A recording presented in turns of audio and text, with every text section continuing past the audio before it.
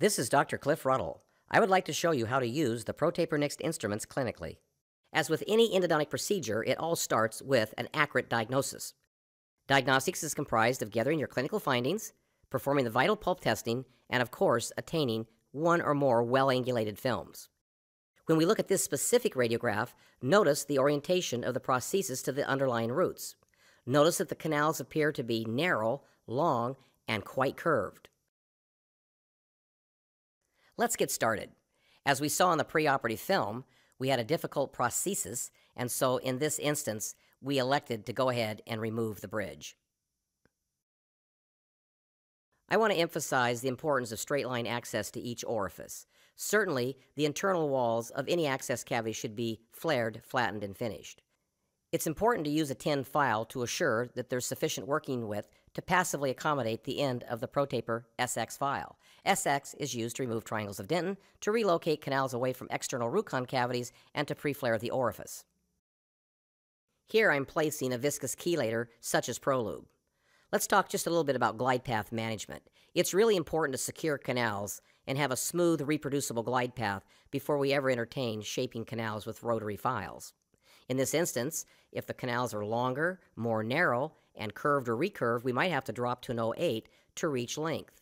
Once this instrument has achieved length, the canal is still pretty small in diameter, so it's oftentimes wise to transition from the 0.8 to the 10 file. And when the 10 file is loose and can easily travel over the apical 1/3, it's time to take a working length film or use an electronic apex locator. Once we've established working length, it's important to verify patency. Patency means that the instrument is deliberately and intentionally inserted gently through the foramen repeatedly until the instrument is loose.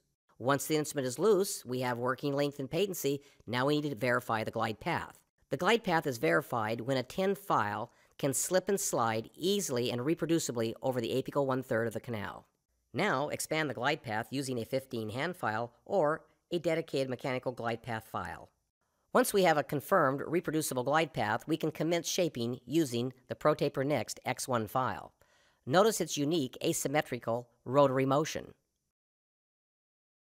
Notice that I'm brushing a little bit to make more contact between the instrument and the dentinal walls.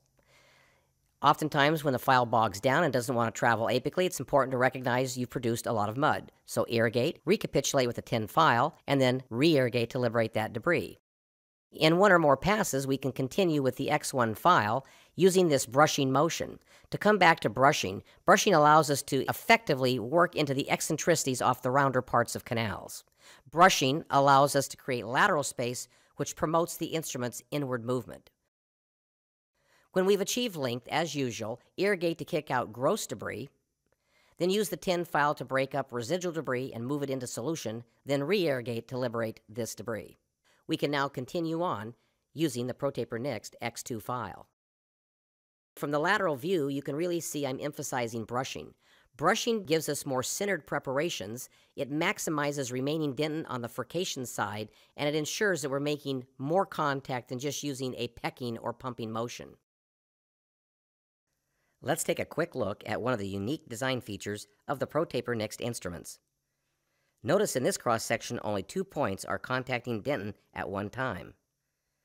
Notice the available space for collecting and augering debris out of the canal.